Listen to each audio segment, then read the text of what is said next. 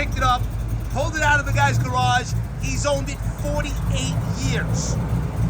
No rust, no Bondo. It runs unbelievable. You know, you talk about a car that's dialed in. This is it. The suspension's lowered. She's tight. The steering, all wildwood brakes, drilled and slotted rotors. Just a gorgeous 68 Camaro. It has the numbers matching. 327, completely rebuilt. A little worked. Headers.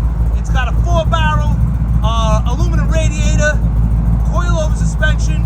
Listen to that 327. Sounds and runs unbelievable. Just had it on the road. 4-speed. Interior is immaculate. The paint and body, the body's laser straight. It's an old lacquer paint job from 30 some odd years ago. Look, you'll find some minor lacquer cracking here and there on the car. I took some pictures of it, but overall, it's amazing. HollywoodMotorsUSA.com.